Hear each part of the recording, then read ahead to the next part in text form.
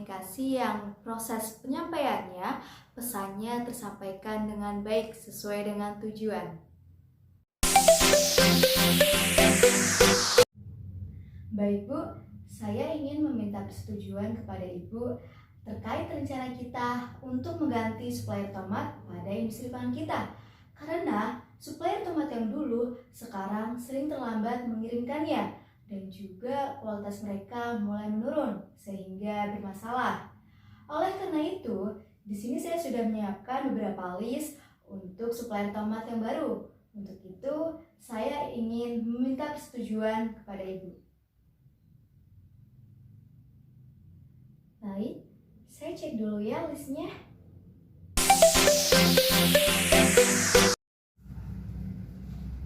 Ya, makan siang yuk di kantin yuk. Kan udah masuk jam makan siang. Oh ya, ayo ya. Ah iya, kenapa?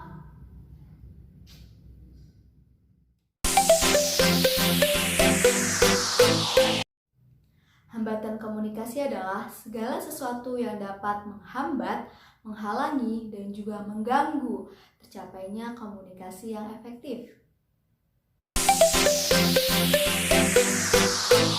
Jenis hambatan komunikasi yang pertama yaitu manusiawi, yang disebabkan karena perbedaan umur, perbedaan persepsi, perbedaan tingkat emosional, perbedaan prasangka pribadi, dan juga panca indera seseorang. Panca indera seseorang di sini dikarenakan semakin bertambahnya usia seseorang menunjukkan semakin menurunnya fungsi panca indera dari seseorang sehingga menimbulkan hambatan komunikasi.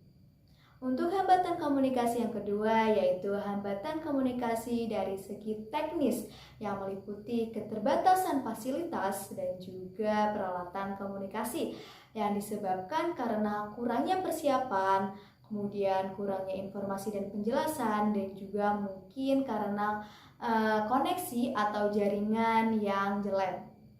Contohnya, dalam sebuah acara kita kurang dalam persiapan mic dan juga sound system, sehingga kita tidak tahu apakah mic dan sound system tersebut dapat berfungsi dengan baik. Nah, ketika berlangsungnya acara, ternyata mic dan sound system tersebut tidak berfungsi dengan baik, sehingga suara yang dihasilkan putus-putus. Jadi, menyebabkan hambatan komunikasi dari segi sound system dan juga mic-nya.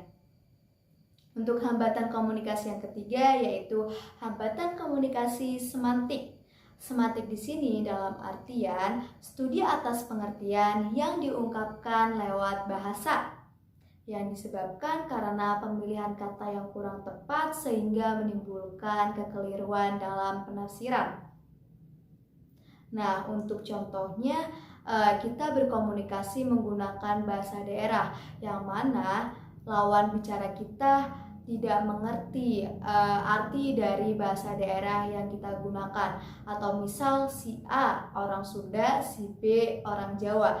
Nah, si A berkomunikasi dengan si B dengan menggunakan bahasa Sunda, yang dimana bahasa Sunda dan bahasa Jawa di sini memiliki arti yang berbeda, sehingga kemungkinan informasi yang disampaikan oleh si A memiliki penafsiran yang berbeda yang didapatkan oleh si B karena bahasa Sunda dan bahasa Jawa beda arti, seperti itu.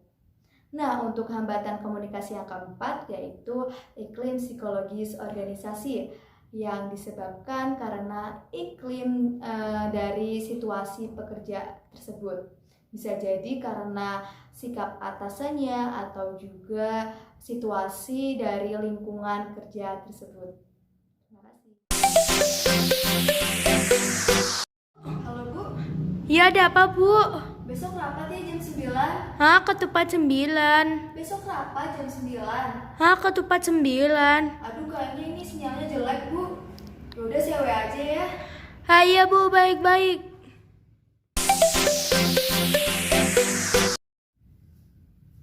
Oh iya Bu, Ibu tadi memanggil saya. Iya, ini ada ragam, tolong difotokopikan ya 3 rangkap buat rapat besok. Oke, siap Bu. Tolong dicokot dua-duanya. Loh, kok malah digigit? Maksud saya jangan di sini coba mana? Ini kembalikan. Oh iya. Saya bilang dicokot, kenapa digigit? Oh iya, maaf Bu, kalau di tempat saya dicokot itu digigit. Oh gitu, jadi beda arti ya? Iya Bu. Oh ya sudah. Oke Bu, saya pamit dulu ya. Ya, baik.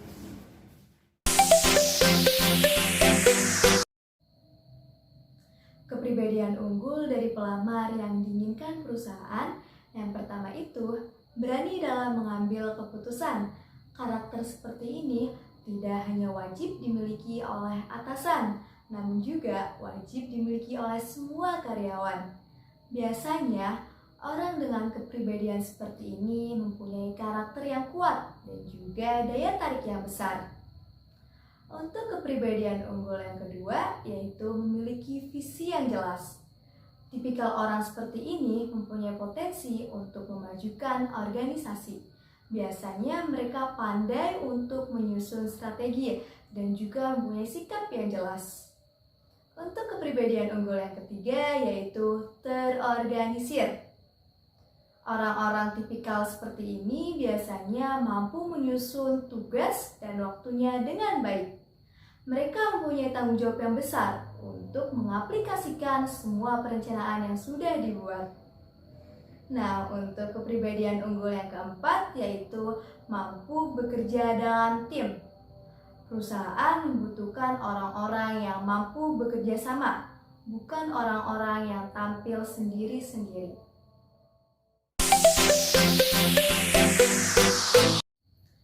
Poin utama yang sudah saya miliki yaitu mampu bekerja dalam tim. Skill teamwork ini saya dapatkan semasa kuliah.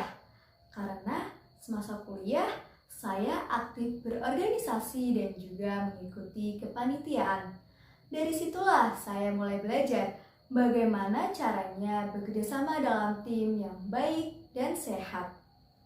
Nah, untuk saat ini saya juga terus berusaha untuk meningkatkan skill teamwork yang sudah tertanam dalam diri saya.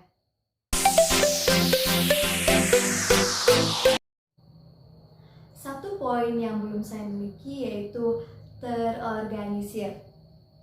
Saya sadar bahwasanya saya merupakan tipikal yang kadang tidak terorganisir. Bahkan saya pernah mencapai di titik di mana saya keteteran dalam menghandle beberapa hal. Oleh karena itu, saya berusaha untuk membuat list skala prioritas yang diharapkan kedepannya saya lebih fokus untuk mengerjakan satu hal demi satu hal.